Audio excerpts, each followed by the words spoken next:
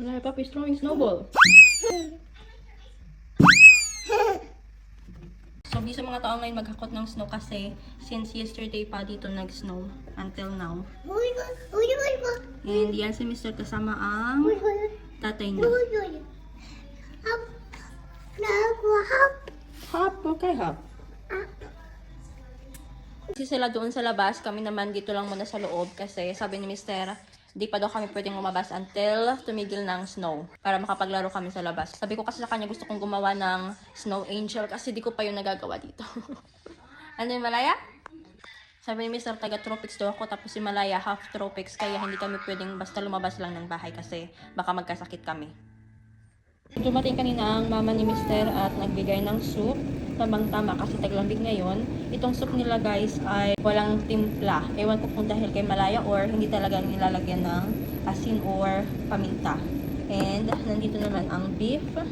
And then nagbo-boil ako ng noodles. Sabi ni Mr. ito na lang daw ang dinner namin. Diet yata kami ngayon. So nag-request si Mr. ng tea kasi malamig sa labas. And ito yung gusto niyang tea. Hindi ko to gusto kasi very natural ang lasa.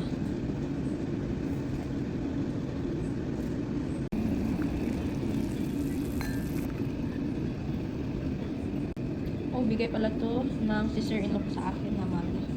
Maganda siya kasi malaki. Hindi pa sila Mr. tapos maghakot ng snow sa labas. Kaya sabi niya, mauna na lang daw kami kumain kasi gutom na rin si Malaya. Yung isa ay ayan, knockout. At yung isa naman ay doon. Ay! Malaya!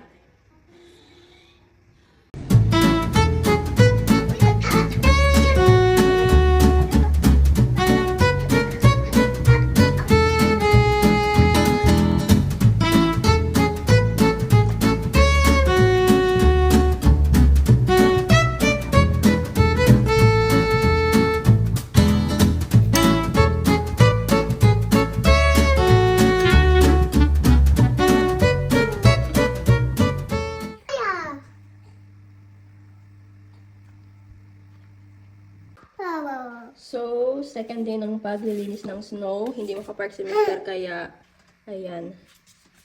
Inaalis niya muna yung mga snow.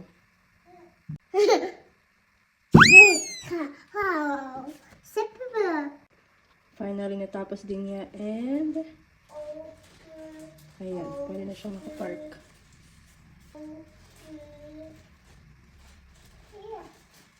So, yan lang muna ulit sa ngayon. Bye!